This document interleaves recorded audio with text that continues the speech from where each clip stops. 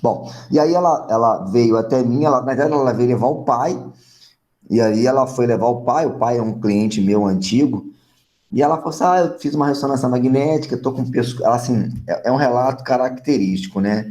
Meu pescoço está muito pesado, ela fala assim, meu pescoço fica pesado, fica cansado, começa a sentir umas dores a nível de trapézio. Lembrem que esse é o começo de uma hérnia cervical. Esse é o começo de uma hérnia cervical. E ela evolui da seguinte forma: esse cansaço começa a se transformar em dor e formigamento quando começa a pinçar a raiz nervosa. O maior complicador de uma hérnia cervical não é só pinçar a raiz nervosa. Se a gente for lembrar lá na lombar, depois do cone medular, de L1 para baixo, não tem mais medula. Nós não temos mais medula. Quando a gente começa a olhar cervical, nós temos uma medula passando no meio do canal vertebral. Então, esse é um agravante importante. E uma outra coisa que a gente nunca pode esquecer, eu sempre comento, toda vez que a gente tem um pinçamento nervoso, esses nervos, eles vão estar direcionados a diversas regiões, por exemplo, esses nervos vão estar ligados a músculos, esses nervos vão irrigar vasos sanguíneos. Então, muitas das vezes, o comprometimento nervoso, a compressão de um nervo, ela, além de comprometer a capacidade de sentir e a capacidade de contração, a compressão de um nervo também interfere na capacidade de irrigação de um órgão. Então, muitas das vezes, o nervo que comprimido, ele diminui a capacidade, por exemplo, de um vaso sanguíneo entrar em vasodilatação ou em vasoconstricção. Esse é um detalhe importante que a gente tem que pensar. Então, se você reduz o fluxo sanguíneo de um tecido, esse tecido, por exemplo, ele vai reclamar de dor. Por isso que é muito comum vocês observarem trapézio muito tenso, com dores que o indivíduo não sabe localizar, muito característico de hérnia. Então, a gente precisa interpretar o exame até para saber, por exemplo, o quanto que eu posso mobilizar, o quanto que eu posso manipular ou o quanto eu não posso fazer nada. Eu só posso botar o paciente para fazer eletroestimulação, né? Eletroanalgesia, eletroestimulação, eu também.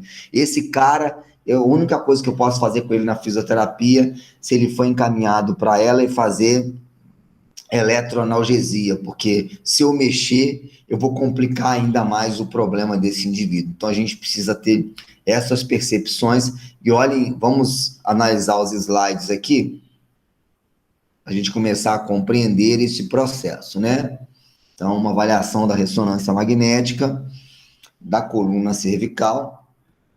Então, olhem, vamos a alguns aspectos importantes da região cervical, né? As vértebras cervicais são as que têm menor diâmetro, elas que têm menor tamanho, a menor massa óssea são das vértebras cervicais. E aí nós dividimos, se a gente for lembrar, a coluna cervical em cervical. Deixa eu usar aqui um troço aqui. Nós dividimos ela em cervical alta, né? Nós temos a cervical alta e a cervical baixa. É importante perceber que o disco intervertebral nós não observamos entre a articulação entre a primeira e a segunda vértebra cervical. Ó. Nós não temos disco intervertebral aqui. O disco está a partir daqui, ó, de C2 para C3, C3, C4, C4, C5, C5, aí vai descendo. Aí nós temos disco intervertebral. Então, nessa junção atlanto-axial, nós não temos a presença de disco intervertebral. Então, nesse local, por exemplo, nós não teremos problemas relacionados à herniação discal. Teremos outros tipos de problemas, né? É uma região da coluna que tem duas vértebras importantemente atípicas, que são diferentes, né? O atlas e o ax. Elas são atípicas porque elas garantem a atipicidade dessas vértebras, elas garantem duas coisas importantes. Primeiro, que são esses movimentos de anteropulsão, retropulsão, né, da atlanto-occipital. Atlanto-occipital garante esses movimentos importantes, que é de anteropulsão, retropulsão e o deslizamento lateral, né? Esses são movimentos importantes. Além disso, a atlantoaxial é fundamental para os movimentos de rotação cervical. É fundamental para os movimentos de rotação cervical. Então, por isso que elas são vértebras diferenciadas em relação às outras. As de baixo, não. A gente já sabe que são importantes para garantir flexão, extensão, inclinação e também a própria rotação. Alguns estudos mostram que 80% da nossa rotação cervical está aqui, ó, e os outros 20% se completam nas vértebras abaixo em si. Gente, qualquer dúvida é só... Bom, aqui eu tenho uma visão lateral e uma visão anterior, né, da vértebra. Observem aqui, olha, tubérculo posterior do átala, tubérculo anterior, olha o processo espinhoso da segunda vértebra, como ele é amplo, olha lá, ó. Ele é bem amplo, ele é bem importante. Na aula de manipulação eu mostro como palpar ele, como que é um ponto de referência para ajuste de primeira e segunda vértebra.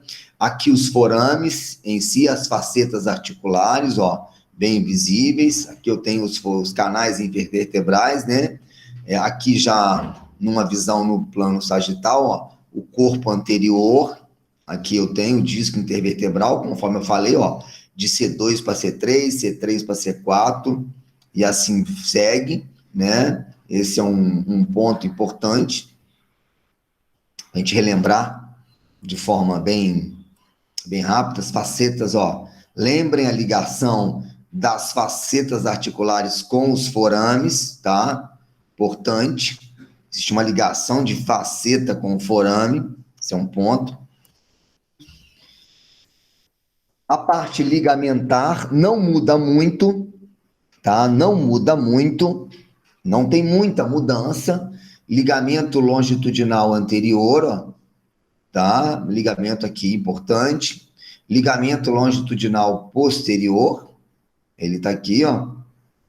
O bendito, né, do ligamento amarelo, é ele lá, ó.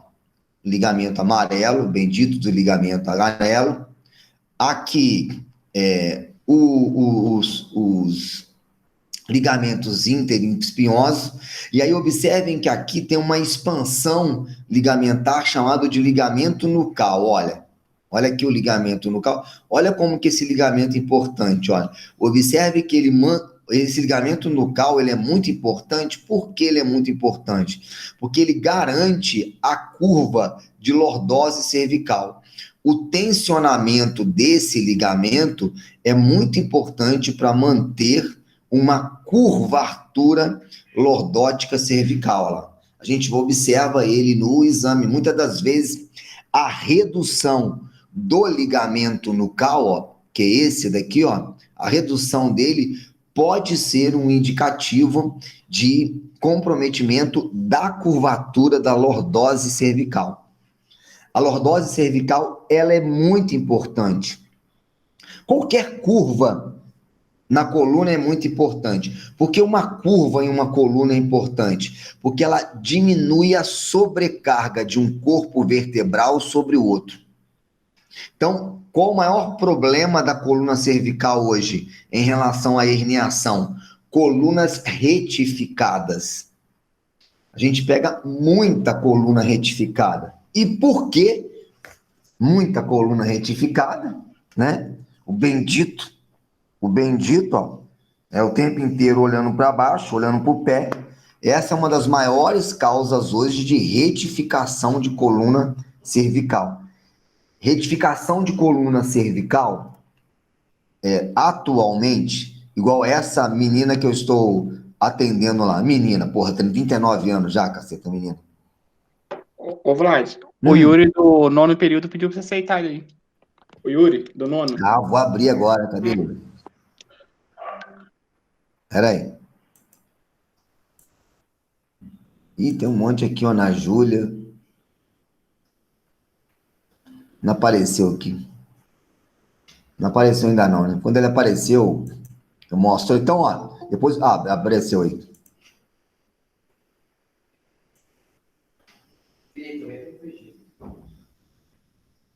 Deixa eu abrir o troço aqui, peraí. Tem mais alguém que chegou aí? Não, não. Chegou não. Vamos lá.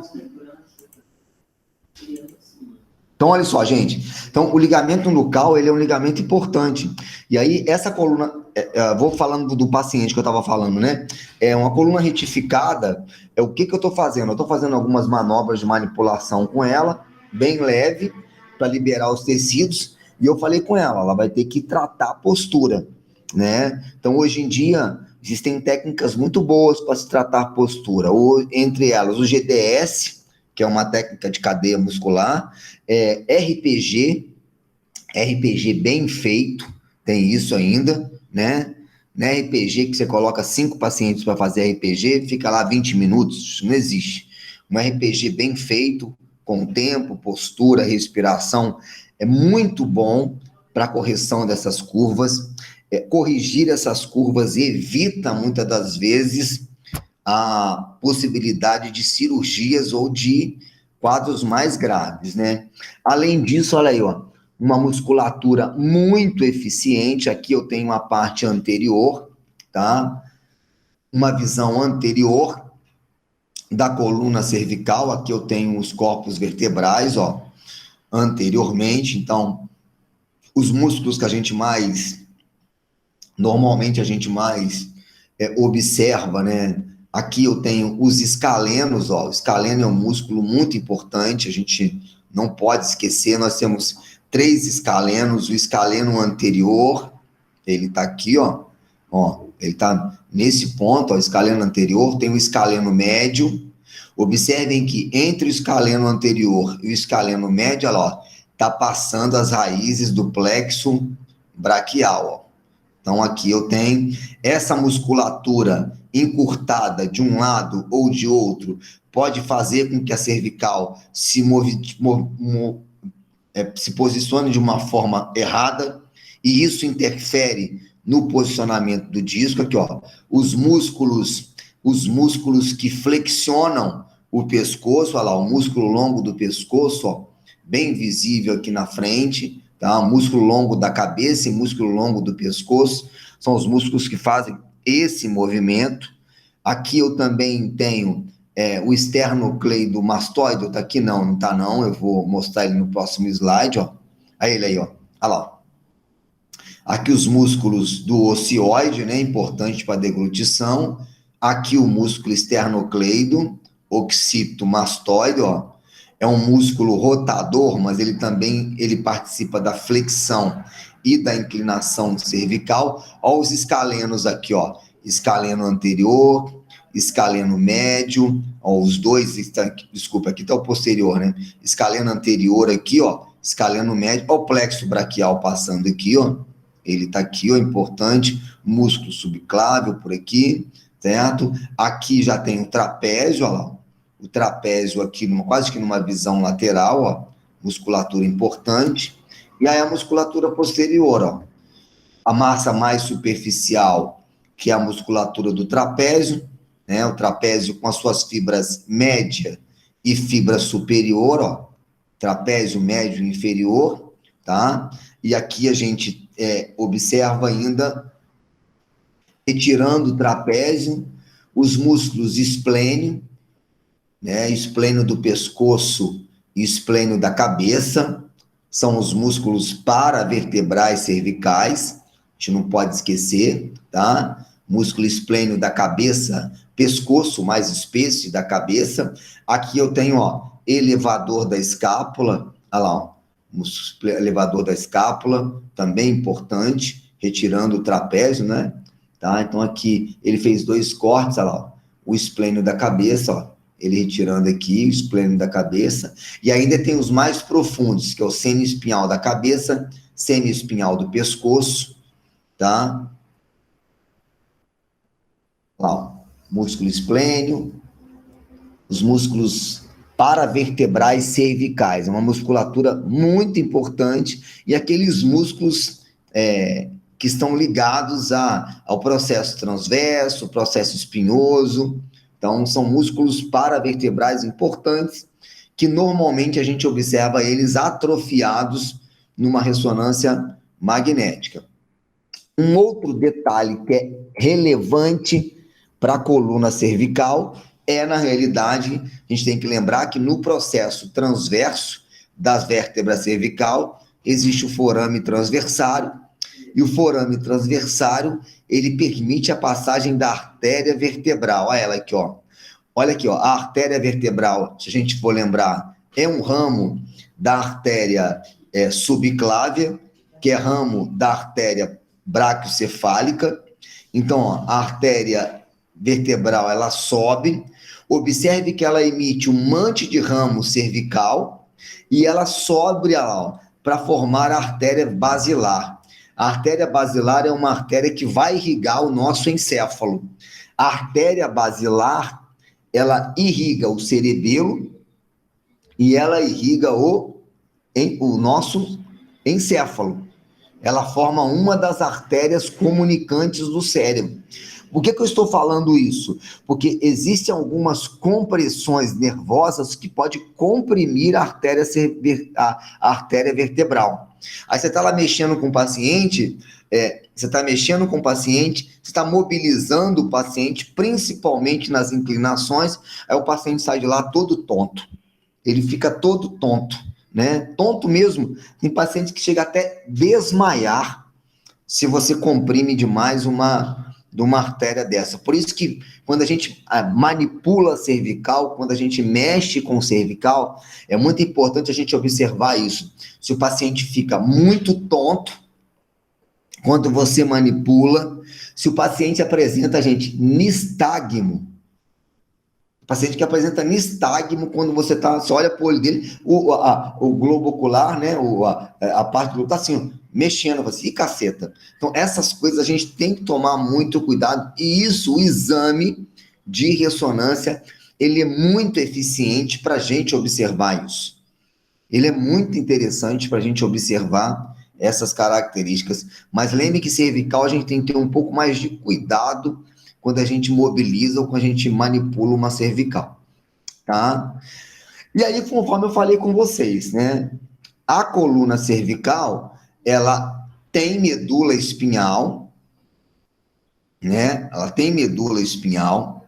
A gente sabe que existe uma parte da medula espinhal que ela se dilata na região cervical.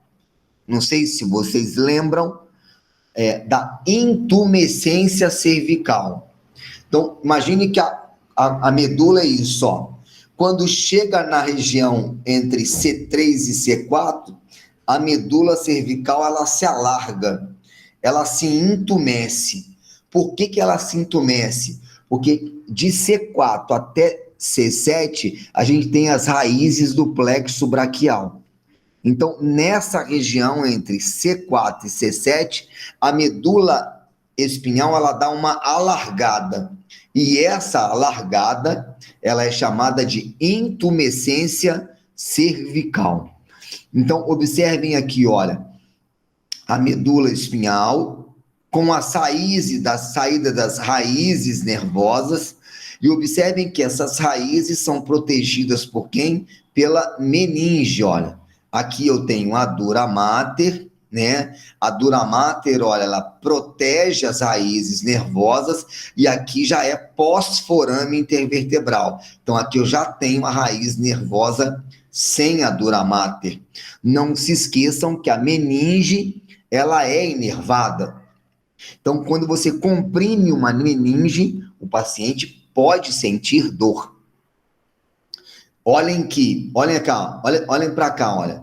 Eu ainda tenho, olha lá, a irrigação da medula espinhal, ó. A medula espinhal, ela é irrigada, tá? Então, vocês vão ver que a parte anterior dela é irrigada. Então, graças a Deus, tem menos possibilidade da lesão, mas pode acontecer uma compressão disso daqui, e aí você tem uma dificuldade de irrigação da medula e produzir uma lesão nervosa.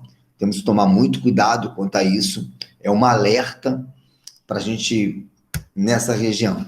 E aí a imagem, conforme a gente precisa observar numa ressonância magnética, olha só aqui, ó, o corpo vertebral de uma vértebra cervical, um corpo sem disco e um corpo com disco, né?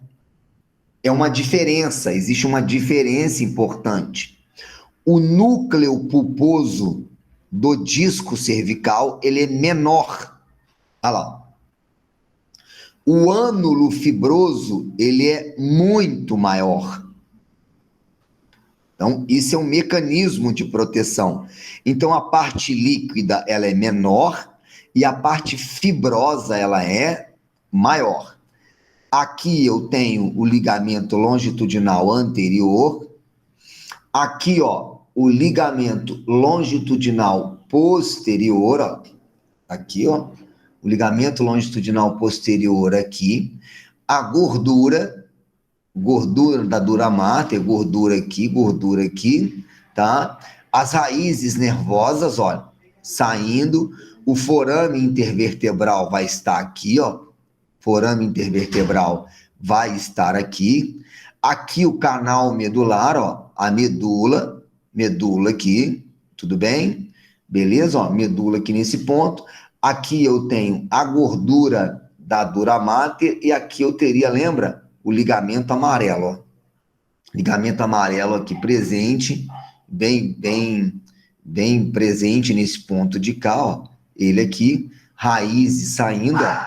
E aqui, ó, o forame transversário. Ah lá, quem tá passando aqui, ó, a artéria vertebral, ó. A artéria vertebral passando nesse ponto, ó. Ponto relevante e importante, ó. Mesma coisa aqui, ela mais aberta, ela aqui, ó.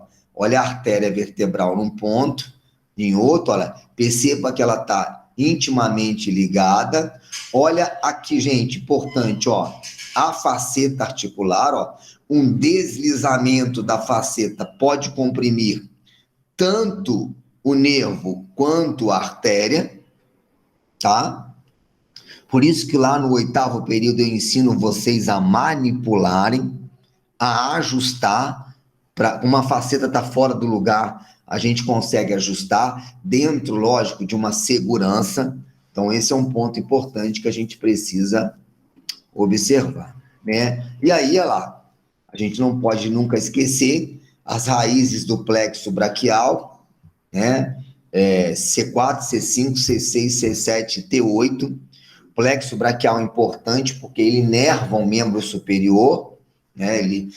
As raízes do plexo de C4 a T1 são responsáveis por inervar, tanto sensorialmente quanto motora, o membro superior.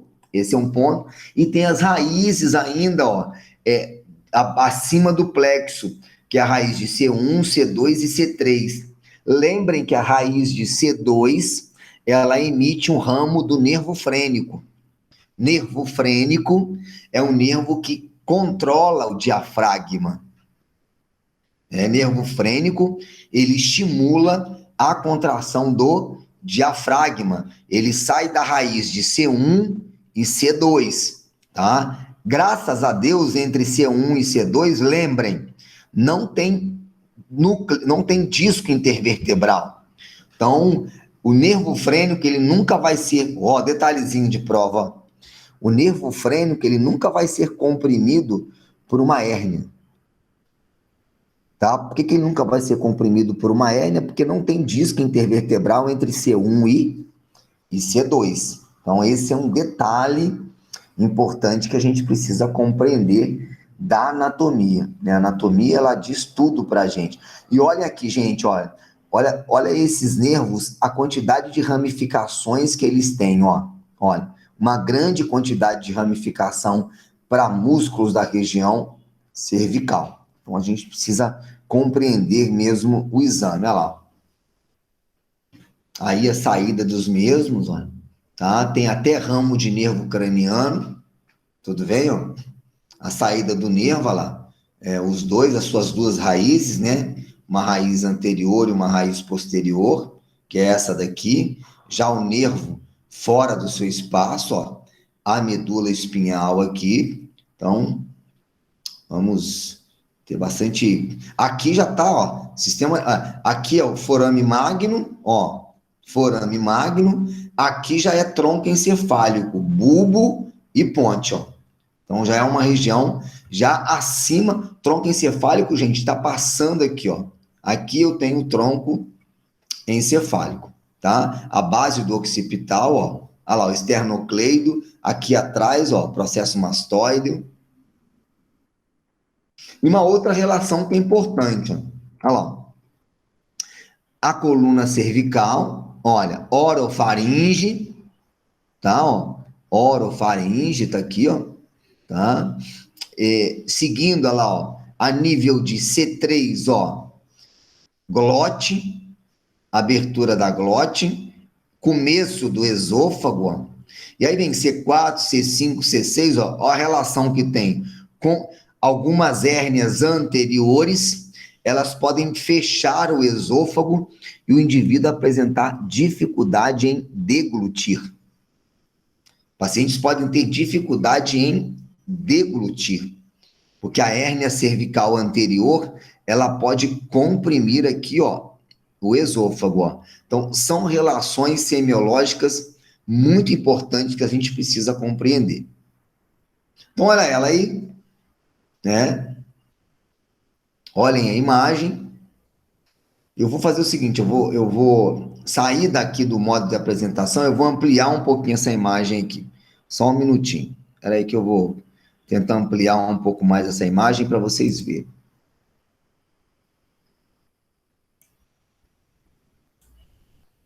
Aê, bonitão. Agora sim. Deu. Tem que ampliar as outras também. Bom, essa é uma imagem com ponderação em T1. Lembrem, as imagens com ponderação em T1, tudo que é líquido vai ficar escuro, tá? Tudo que é sólido vai ficar com a sua coloração normal. Gordura fica saturada tanto em T1 quanto em T2. Essa é uma ressonância em T2. T2 me indica que tudo que é líquido vai ficar claro. Olha lá, ó. Líquido vai ficar claro. E aquilo que não é líquido vai ficar escuro. Então, eu tenho aí uma ressonância num plano sagital, plano sagital divide, permite eu visualizar uma imagem lateralmente. Então, aqui a gente tem, ó, C1 lá em cima, C2. Por que eu já sei que é C2? Ó, porque de C2 para C3 eu tenho o primeiro disco intervertebral. Ó. Disco intervertebral tá claro, olha lá, ele é claro porque ele tem a sua parte de líquido, que é o núcleo pulposo, ele tem que ficar claro, ó. Então aqui eu tenho, observem que essa é uma coluna com pouquíssima curva, ó. Essa é uma coluna retificada, tá? Não existe um alinhamento, mas é quase que uma coluna normal, tá? Ó. Então aqui eu tenho, ó, o disco intervertebral, ele tá clarinho, isso é sinal que ele tá hidratado, beleza pura, ó. A nível de C3 aqui, ó, nível de C3, quem vai estar aqui, ó, a glote, essa é a região da glote, ó, passagem para o esôfago, aquilo que eu expliquei para vocês, tá? Aqui eu tenho a parte posterior, ó, aqui eu vou ter processo espinhoso, Tá aqui, ó. Ó o ligamento nucal aqui em cima, ó. Aquele que eu mostrei para vocês, ó. Ligamento nucal aqui presente. Aqui já tem, ó, bulbo, porque aqui é forame magno. Ó, forame magno nesse ponto, ó. Aqui eu tenho o bulbo, ponto importante. E olha lá, ó. Meninge, dura mater, líquido, cérebro espinhal. E aqui a medula espinhal, ó. Medula espinhal aqui presente, bem visível para vocês, ó, tá? Aqui eu já tenho, ó, do mesmo jeito, só que num corte em T1, né? Ela continua escura, só o líquido que vai ficar claro. Então essa é praticamente uma ressonância normal. Aqui, ó, ampliando ela, conforme eu falei, ela C1, C2, C3, ó, C3 aqui. Aqui eu tenho a parte de trás da vértebra. Olha, essa parte de trás de C1, lembra que eu falei? Tubérculo posterior, ó. Aqui, tubérculo anterior. Aqui eu já tenho o processo espinhoso da segunda vértebra cervical. E aí vem aqui, vem C3, C4, C5, C6, uma imagem, olha lá, uma imagem praticamente com ponderação em T2, está um pouquinho mais clara, foi no corte, né? Olha os discos, olha, núcleo pulposo bem hidratado, tá lá bem visível, né? Na hora que a gente vai cortando isso na aula prática, eu mostro para vocês, ligamento nucal, a parte posterior, ó, medula espinhal, ela tá aqui bem visível, líquido cérebro espinhal, tá? Achei C3, ó, ela tá até um C1, ó, C1, C2, C3, tá até um pouquinho mais acima, né? Aqui desceu um pouquinho, tá menor, estaria aqui o lado da glote, ó, a glote aqui nessa região. E aí, numa outra imagem, ó, tá? Num corte axial, essa musculatura aqui, ó, é a musculatura mais superficial. Então, esse daqui é o trapézio, ó, trapézio tá aqui, ó, bem atrás. Isso aqui é gordura, ó. Aqui, musculatura paravertebral, esplênio, longuíssimo, tá? Aqui, aquela musculatura intrínseca, intertransversário, interespinhal, tá? Ela tá aqui. Nesse ponto aqui, ó, nesse ponto aqui, que é um ponto importante, ó, aqui eu tenho a lâmina, tá? Processo espinhoso um pouco aqui atrás, ligamento amarelo, ó, ligamento amarelo.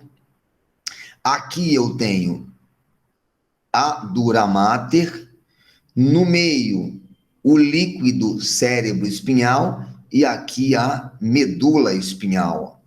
Medula espinhal bem visível. Aqui a saída das raízes, ó, saídas. Olha como está mais ou menos escuro, ó. Aqui eu tenho o osso cortical do corpo, ó, o osso cortical do corpo, bem visualizado, e olha lá, ó, logo do lado um pouco, né, porque a vértebra que vai estar aqui, ó, aqui eu estou mostrando para vocês o canal pela passagem da artéria vertebral, olha. Então essa é uma visão no plano axial, olha a diferença, olha a musculatura de trapézio de um lado, olha como é que a outra está um pouquinho mais hipotrofiada. Essa musculatura aqui, ó, é uma musculatura importante, que é a musculatura do esternocleido, ó, tá aqui do lado, tá? Aqui é uma mesma visão, aqui a medula, corpo, tá? Tem muita para a gente olhar. Ah lá, conforme vai abrindo, a gente tem um corte mais específico, bem mostrado, ó, bem fácil de ver, a epidural, líquor, medula espinhal, tá? Faceta, aqui ó, lâmina, faceta articular, ó, tá aqui as facetas, ligamento amarelo vai estar aqui, ó. Aqui eu tenho o disco aqui bem visível, a musculatura toda, né? O trapézio aqui, ó. O trapézio bem fácil da gente observar, ó. Bem tranquilo. Isso é um ponto legal, ponto relevante. Aqui, gente, ó, a gente mais ou menos, dependendo do ponto, ó, já tem entrada aqui, ó. Me parece que é traqueia, o esôfago está um pouquinho atrás. Uma outra imagem, ó. Olha lá, ó. Tá escuro, isso daqui tá bem escuro, porque essa é uma imagem em T1, tá? Uma imagem em T1, uma imagem em T2. Lembrem que, diferente da imagem em T1 e T2, gordura vai estar sempre saturada, tá? Em T1, o que é líquido fica escuro, e em T2, o que é líquido fica claro. Gordura, indiferente de ser em ponderação em T1 ou em T2, vai ficar sempre saturada, tá? Então, aqui eu tenho, vou pegar a imagem em T2, que é melhor, olha lá, para a gente continuar observando, olha, os orifícios, ó, o forame, o canal vertebral, né? Passagem, aqui o local do disco e do corpo, tá?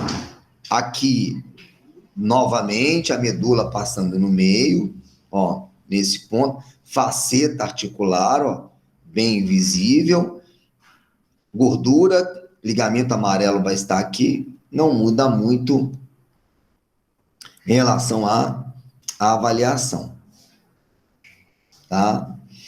Bom, aqui a gente vai começar a ver alguns probleminhas bem leves. Gente, tudo bem até agora aí por aí? Tudo bem?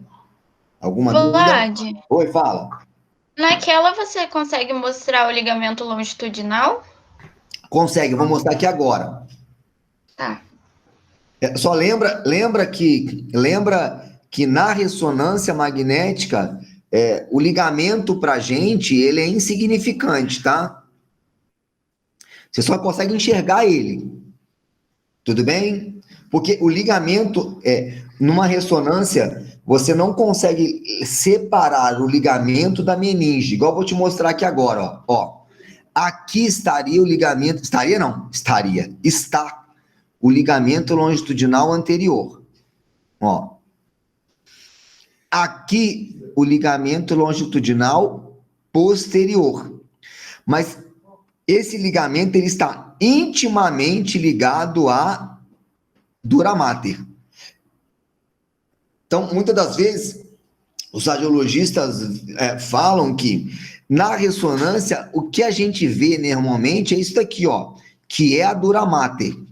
O ligamento ele é muito fininho, ele estaria aqui, ó, ele está aqui, ó, ligamento longitudinal posterior, e aqui, ó, na frente, ó, ligamento longitudinal anterior, tá? Ó o esôfago aqui, ó, esôfago fechado, ó, esôfago, e aqui, ó, a traqueia, a entrada da traqueia, glote, olha a epiglote aqui, ó, aqui eu tenho a epiglote, tá? A epiglote desce e fecha a glote. Aqui a traqueia e aqui, ó, o esôfago, só que o esôfago tá vazio, então ele tá fechado. Olha lá, ó. Nessa imagem eu tenho pequenos abaulamentos, tudo bem? Pequenos abaulamentos. Observem que o disco ele tá um pouco escuro. Então, se ele está um pouco escuro, isso é sinal que ele está desidratado, ele está desidratando. Se eu fosse perguntar para vocês, olha, eu tenho um abaulamento discal que está tocando quem? Está tocando a dura mater. Percebam que esse abaulamento ainda não está tocando a medula. Olha lá. Ele não. Eu tenho aqui alguns abaulamentos, um aqui, outro aqui, esse daqui que é maior, ó. Esse daqui que é maior. Tem alguém querendo entrar aí agora, atrasado. Filmar. Olha lá, ó. Esse abaulamento aqui que é maior, ó. E aí, lembra que eu expliquei para vocês? O abaulamento é importante a gente ver numa imagem sagital. Olha aqui, ó. Olha lá, essa é uma hérnia protrusa. Por que é uma hérnia protrusa? Porque a base dela é maior do que o seu diâmetro antero-posterior. Por isso que a gente classifica ela como uma hérnia, ele está com uma protrusão discal. Mesmo que pequena, ele está com uma protrusão discal. Olha, que está tocando quem? Somente a dura mater, ó. Toca a dura mater sem tocar a medula. Aqui, gente, ó, a raiz nervosa, ó, ela está saindo por aqui, ó. A raiz nervosa sai por aqui. Quem está aqui, lembra? Ligamento amarelo. Ele está aqui, ó. Lembra naquela tríade que eu expliquei para vocês? Estenose do canal vertebral? A tríade, ela vale para qualquer parte da coluna. Ela vale para lombar, ela vale para torácica e ela vale para cervical. Lembra, a tríade é um abaulamento discal, seguido de aumento, hipertrofia das facetas, com hipertrofia do ligamento amarelo. Isso vale tanto para cervical quanto para lombar. Por isso que eu mostrei em lombar primeiro, que é mais fácil da gente observar. É mais fácil. Aqui, ó. Olha lá, conforme a traqueia aqui, ó, na frente, ó, bem visível. Musculatura ao trapézio, ó. Trapézio aqui. Paravertebrais mais espessos, né? Os mais pesados, tá? Então, observem que aqui tem uma pequena protrusão discal que toca a dura mater. Não toca nenhuma raiz nervosa. Ó, uma imagem aqui num plano axial e aqui num plano sagital. Por isso que o plano axial, ele é muito mais revelador do que o plano sagital. Porque parece, ela estão vendo, ó, parece que está tocando, mas quando a gente olha, não toca. Então, esse é só um sinal de alerta.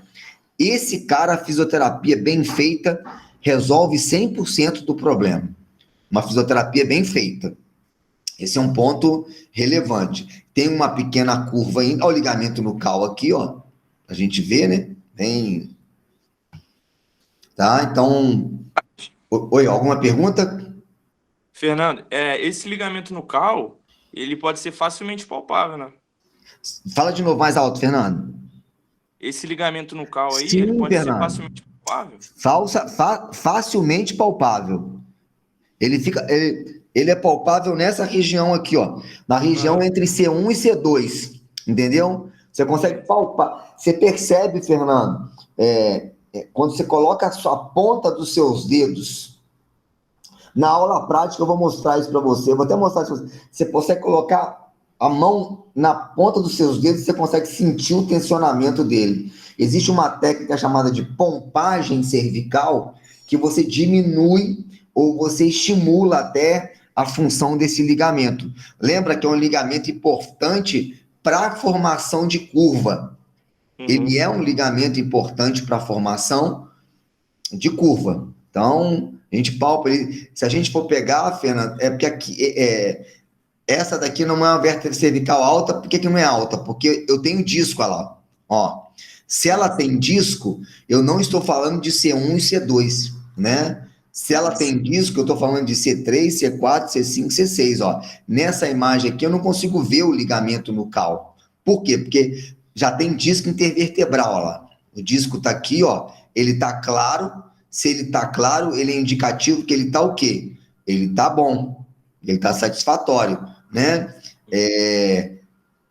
Aqui eu tenho a medula, né? As raízes nervosas, ó, estão íntegras, não tem problema nenhuma. Então, isso aqui é quase que uma coluna cervical normal, íntegra. Alguma pergunta? Alguma pergunta? Posso continuar? Posso? Pode. Ampliei, Ó, ampliei aí, ó. Mesma coisa, ó. Tem muito problema. Essa daí não tem muito problema. Tá ótimo. Vamos para os problemas, né, gente? Bom, desidratação e hérnia, né? Olha essa imagem. Então, aqui eu tenho, ó, olha a cor. Começa a ficar escuro. Começa a ficar escuro. É uma imagem em T2. Por que é uma imagem em T2? Olha o líquido, ó. Todo claro. Bem claro. Tá? Então, uma imagem T2. O que eu espero em uma imagem T2? Que o núcleo pulposo fique como? Clarinho, olha lá. Ó. Que ele fique clarinho. Olhem como é que ele está escurecendo. Isso é sinal que ele está desidratando. Desidratação de disco é uma característica de doença degenerativa, tá? Então, a desidratação de disco é um fator que indica uma doença degenerativa. Importante. E observem lá, que além da degeneração discal, você tem abaulamentos, ó. Abaulamento tocando a dura mater, né? Se a gente for lembrar, ó, ligamento longitudinal anterior na frente, ligamento longitudinal posterior aqui atrás, mas aqui eu tenho a dura mater, ó. Então, eu já tenho alguns abaulamentos seguidos de desidratação do disco intervertebral. Essa é um pouquinho mais grave, olha lá. Ó. Observem que na imagem, tá? Eu já tenho um abaulamento discal com toque de medula lá. Tá? Eu já tenho um abaulamento discal com toque de medula. E aí eu venho, vamos observar aqui, ó, disco desidratado, olha lá, ó, tá? Aqui os discos estão mais hidratados, dura mater, e ó, comprimindo, medula espinhal, ó, vamos contar aqui, ó, lá de uma C1, C2, C3, C4, C5, entre C6 e C7. Lembra que C6 e C7 já tem raiz de plexo braquial, tá? E aí eu vou para um corte axial. Olha lá no corte, olha que problema, ó. É uma protrusão discal, a base de formação é maior do que o diâmetro antero-posterior. Observem que está tocando, já está comprimindo a raiz cervical, ó, entre C6 e C7. Esse cara, quando eu olho uma imagem dessa, esse cara tá sentindo dor. Esse caboclo aí tá sentindo dor. Tá sentindo dor. E aí, a fisioterapia nesses caras, ela tem que ser um pouco mais leve, certo? Se a gente mexe demais, pode ser que a gente aumente essa compressão. E aí ele vai sentir mais dor, olha. Então esse é um problema que a gente tem que acompanhar e muitas das vezes, gente, esse indivíduo aí quase que vai para uma cirurgia. Não tem... Lembra que eu expliquei, olha lá? Olha a coluna, ó, reta. Totalmente reta, ó. Totalmente retilínea, retificada, certo? Totalmente retilínea, retificada, então aqui, ó, aumento de, não sei se vocês sabem, tem algumas pessoas que têm um aumento da gordura aqui, ó, da gordura cervical, ó, tá? Essa gordura aqui, ó, tem alguns que tem um ovo aqui atrás, ó, entre C6 e C7, olha lá, ó, é um aumento da gordura cervical. Esse aumento da gordura cervical, muitas das vezes está ligado ao hormônio ou excesso de protuberância do processo espinhoso de C7, tá? Então, essa gordura aqui tem alguns indivíduos, os que têm dinheiro, faz cirurgia estética para tirar essa gordura daí. Olha lá, olha a gordura. Faceta articular, ó, faceta articular bem visível, ó, faceta articular deslocada, tá tocando, esse é um ponto importante. Olhem essa, ó, uma hiperlordose cervical, Essa daqui é uma hérnia importante, olha lá. Essa é uma hérnia extrusa. Vamos lá, vamos analisar, ó. Tem um abaulamento discal aqui, contando, ó, C1, C2, C3, C4, C5, opa, de novo, ó, C6, C7. Tem um abaulamento discal entre C5 e C6 e um aumento de abaulamento discal entre C6 e C7. Medula espinhal, ó, já está tocando a medula espinhal, tá, ó. Olha lá, ó, aqui é a imagem em T2, todas as duas em T2, ó. Desidratação discal, importante. E vamos para o corte axial, olha lá, ó. É uma hérnia extrusa, porque a base de implantação é menor que o diâmetro antero-posterior.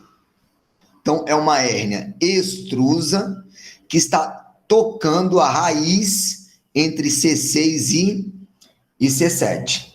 Por isso que eu falo que o axial... Olha lá, tá tocando medula, gente? Não, ó. O corte frontal, ele mostra o abaulamento.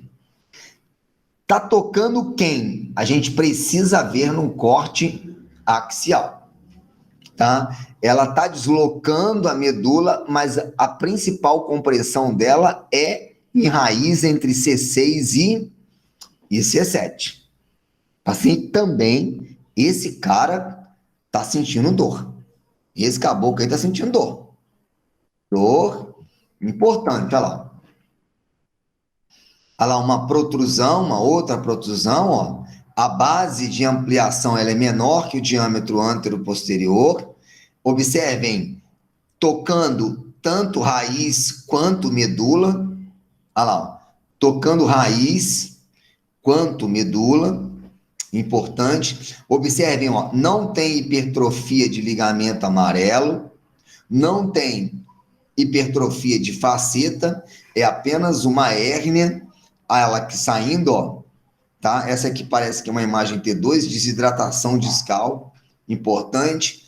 Coluna retificada, ó, totalmente retificada, tá? Então, olha aqui, gente, ó, a musculatura paravertebral, ó, musculatura paravertebral, até que ela não está tão hipotrofiada, mas um lado mais atrofiado do que o outro, ó. Olha lá, ó. Olha o volume dessa massa muscular, olha o volume dessa massa muscular, ó. Importante, ó. Raiz de um lado, raiz de outro. Bem ruim isso daqui, muita dor. Esse cara, por exemplo, vou para fisioterapia. Máximo que eu vou fazer com ele é um TENS, entendeu? Um TENS, vou colocar lá um infravermelho para passar dor e deixa quieto. Dá para mexer muito aí não. Esse caso é cirúrgico. Normalmente esse cara está sentindo muita dor irradiada, tá? Uma dor irradiada importante à direita, está irradiando para a direita essa dor, tá? Muita dificuldade de dormir pela dor, principalmente, tá?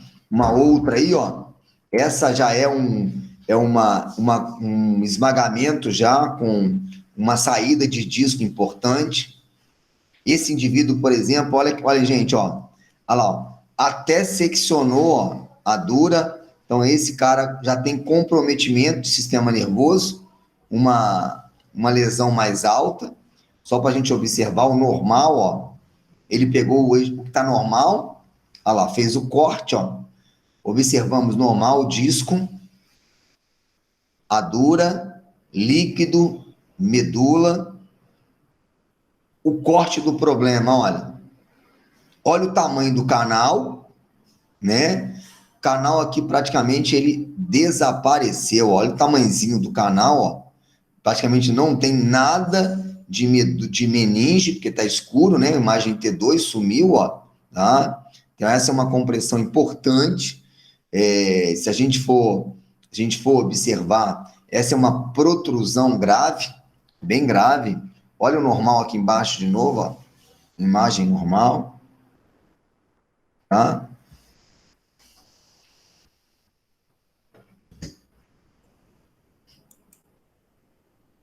E é isso.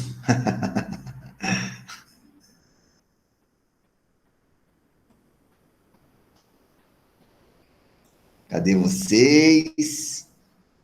Vocês estão aí? Muito bom, Vlad. Viu como é que é mais fácil? Fica mais fácil, né?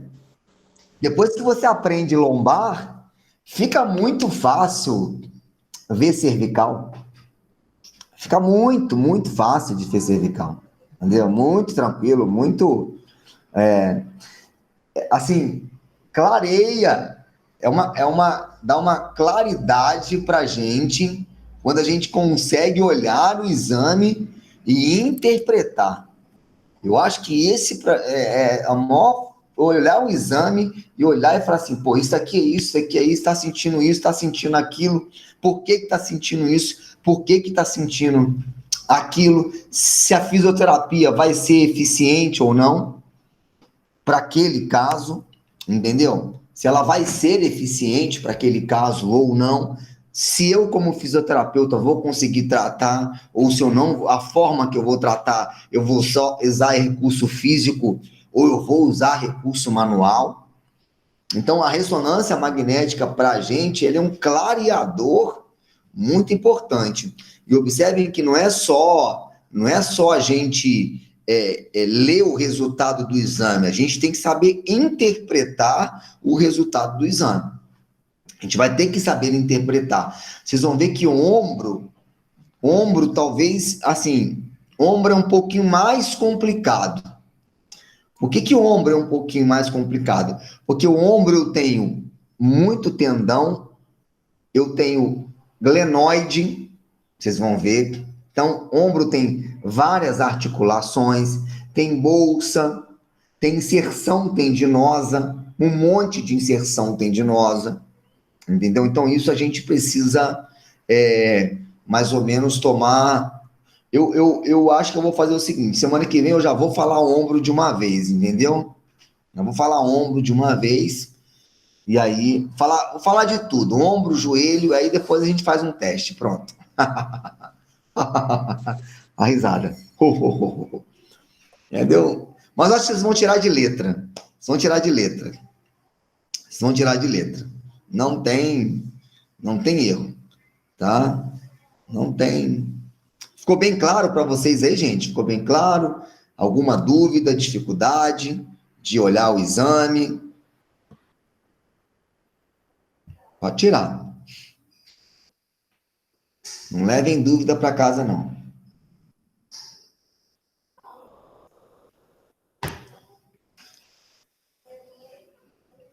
Yuri, flamenguista.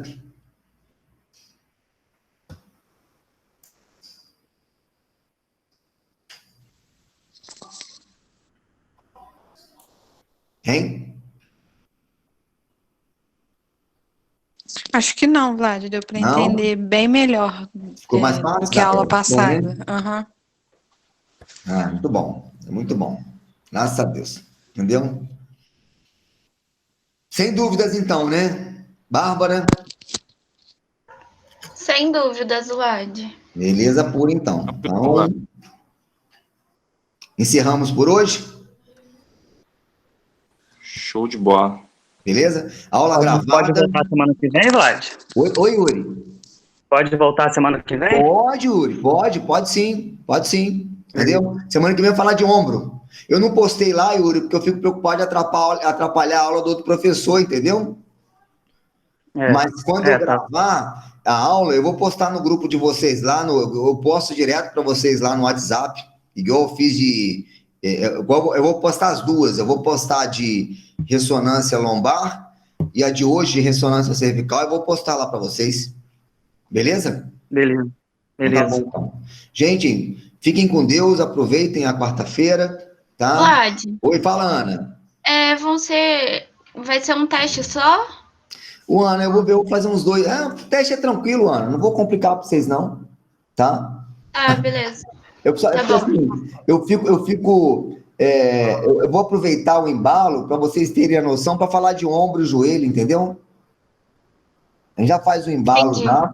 A maior dificuldade é você identificar, mas eu acho que lombar e cervical ficou fácil para vocês. Ombro, você vai ver que tem um pouquinho de diferença, mas eu sempre, antes de falar, eu mostro uma anatomia, né? Eu mostro a anatomia igual eu fiz, e vou mostrando a imagem de ressonância magnética para você ir identificando, tá bom? Tá certo. Beleza pura. Obrigada, Vlad. De nada. Back